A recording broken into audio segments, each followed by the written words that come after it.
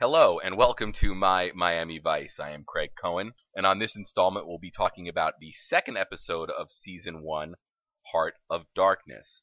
Now this episode gets right into it. Crockett and Tubbs are established as partners after the pilot episode that found Tubbs moving from New York to Miami. The plot of it has Crockett and Tubbs working to bring down a pornography ring that deals in underage girls.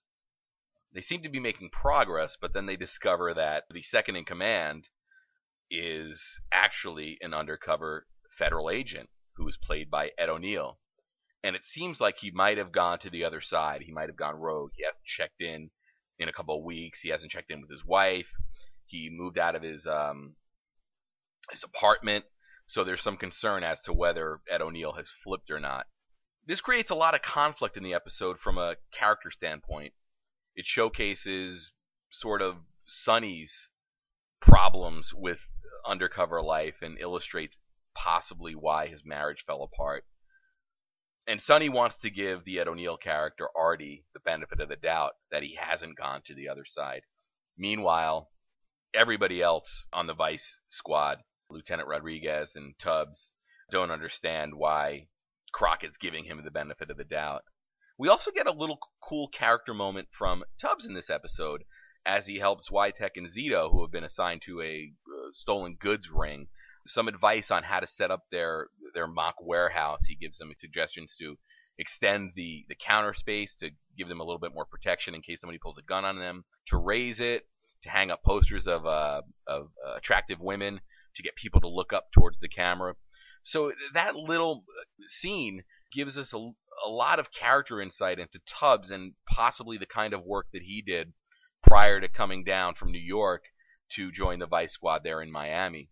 There's also a lot of music in this episode, as always.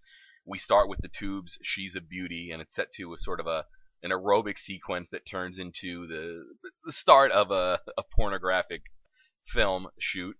We get John Waite's Missing You, Devo's Going Under, and the episode ends with George Benson's This Masquerade.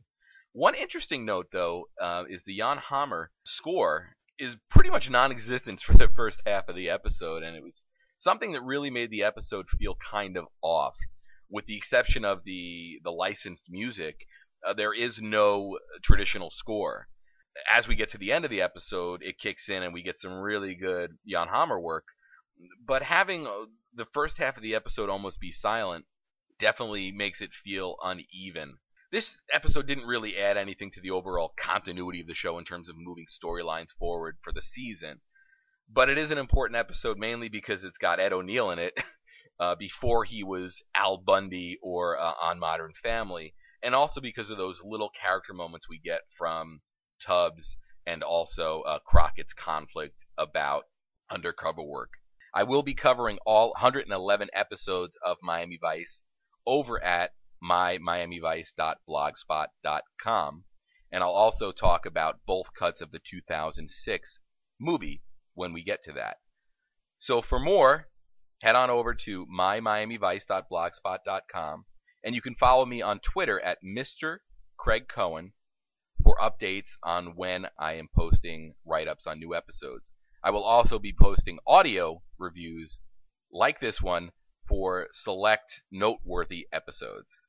Thank you.